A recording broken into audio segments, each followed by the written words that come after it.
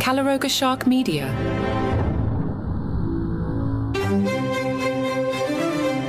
Hello and welcome to Palace Intrigue. I am your host, Mark Francis.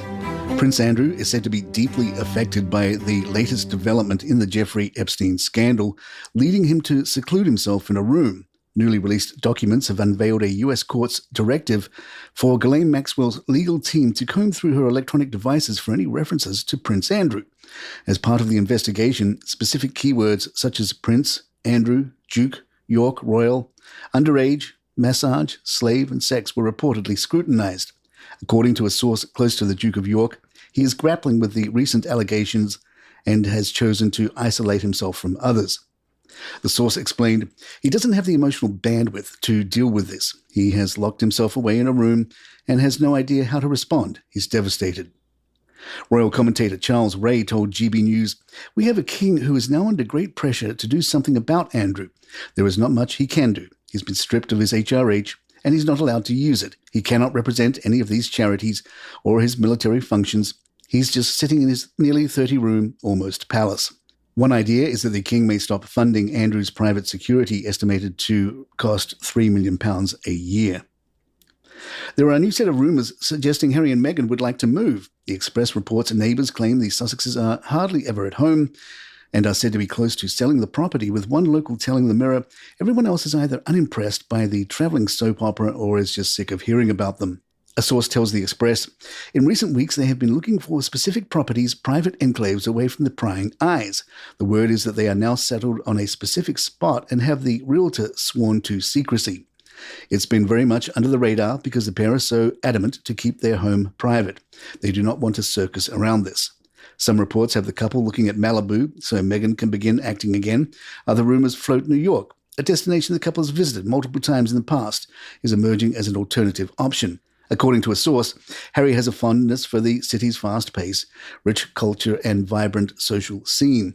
While Meghan initially expressed excitement about a potential move to Malibu, it appears that Harry is now leaning towards the idea of settling in New York. A source shared insights with Heat magazine saying, yes, it was Meghan's idea, but he was excited about it. It feels odd that he now wants out of Californian life and is suggesting they buy a place in New York instead.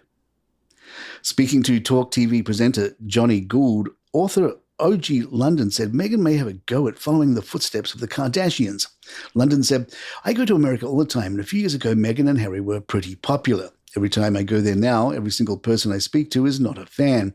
They see them as very privileged and moaning all the time. I watched the Netflix series and it was just very dull. I think the public interest in them is waning.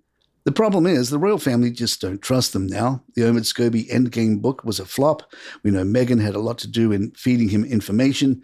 Next year, Meghan's trying to become an influencer. She's following in the footsteps of the Kardashians. You see her wearing clearly sponsored brands around the paparazzi. I think that's her next steps. She's going to try and become an influencer, maybe fitness and wellness, and try her luck at that. Prince Harry has garnered praise for his down-to-earth and cool personality from TV star Glenn Howerton. The actor, known for his role in It's Always Sunny in Philadelphia, reminisced about hanging out with the Duke of Sussex while watching a significant football game in Los Angeles back in September. Howerton shared his impressions of Harry, saying to people, he's cool, man, very nice, very down-to-earth, normal dude in a lot of ways. I mean, he's not a normal dude, but he presents a normal dude. Palace Intrigue, we're right back. The Royalty Robert Writer blog took a look at the machinations of the Denmark abdication. They write, the reaction overseas has been interesting. In the United Kingdom, Channel 5 screened a documentary on Queen Margrethe's life on Saturday, 6th of January. The channel is famed for its many programs on the British royal family, but to dedicate a whole program to a Queen of Denmark, or any foreign royal for that matter, is quite a departure. Meanwhile, the British edition of Vogue magazine are focusing on the Queen's eccentric royal style, with photos of Her Majesty in brightly coloured mad floral raincoat and a shiny brocade evening dress. In Denmark, Queen Margrethe's cousin, Count Ingolf of Rosenborg, was told shortly before the speech. He revealed to a journal. The Count was said to have been deeply affected by the news. Well, he might have been. Had the law of succession not been changed in 1953, previous to this, only males could inherit the throne, Ingolf's father, hereditary Prince Knud, would have succeeded to the throne of Denmark on the death of his brother, King Frederik, in 1972. Since the announcement of the abdication, numerous questions have arisen regarding the transition. One prevailing inquiry concerns the future residence of Her Majesty's Queen Margrethe. It is reasonable to anticipate that should she wish, she will retain the use of her current apartments at Amalienborg's Christian IX Palace. There has also been curiosity regarding the precise timeline and procedures for the abdication and accession process scheduled for Sunday. The accession of His Majesty King Frederick will take place during the Council of State meeting at Christiansborg Palace, scheduled for 2 p.m. This momentous event will coincide with Her Majesty the Queen signing the instrument of abdication. At 3 o'clock, the new king is set to appear on the balcony of Christiansborg, where the Prime Minister will formally announce the change to the gathered crowd. This occasion will also afford His Majesty the opportunity to greet the people for the first time. Regarding titles, the former Crown Princess will bear the title of Her Majesty Queen Mary, and the royal couple will generally be addressed as the King and Queen. Prince Christian, as the heir to the throne, will be designated as His Royal Highness, Crown Prince Christian. In contrast, the former Queen will be known as Her Majesty Queen Margrethe.